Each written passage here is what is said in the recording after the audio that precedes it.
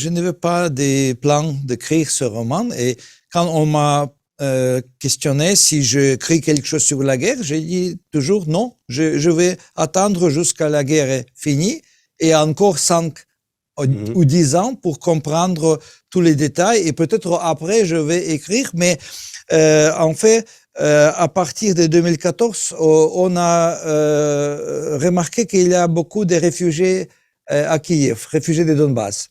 Aussi des hommes des affaires qui s'est déménagé à Kiev et commencé petit business, petit café, petit restaurant et bureau. Et je parlais avec un de ces gens de Donetsk qui m'a dit qu'il conduit sa voiture une fois par mois dans un village, pas loin de la ligne de front, pour ramener les gens qui restent là. Il y a 7 familles qui restaient dans ce village et il les ramène des médecines et des choses qu'ils ont besoin parce que là, il n'y a pas d'infrastructure, il n'y a pas de magasins, pas de pharmacie.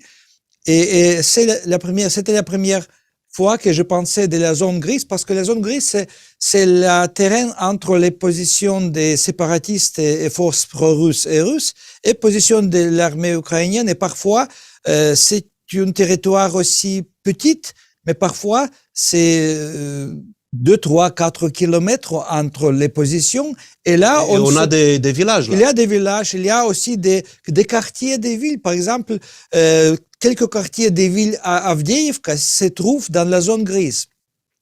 Et la ligne de front, à l'époque, là, était 430 kilomètres. C'est-à-dire, il s'agit de dizaines et dizaines de villages abandonnés ou presque abandonnés, très souvent sans électricité, sans gaz, sans magasin, avec un peu de gens qui ont décidé de rester. Les gens habitent là, oui, restent là. Ils restent là, spécialement si c'est les vieux qui ne veulent pas quitter ces maisons, ils ont peur, ils n'ont pas des relations dans les autres villes.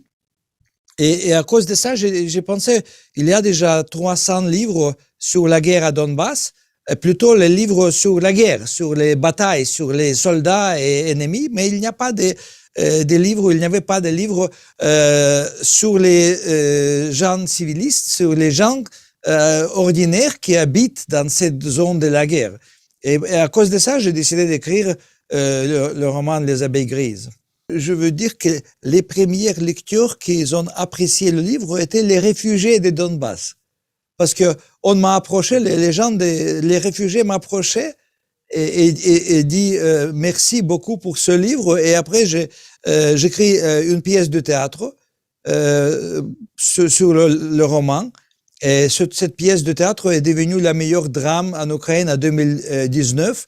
Et aussi, les réfugiés étaient les premiers à regarder cette pièce.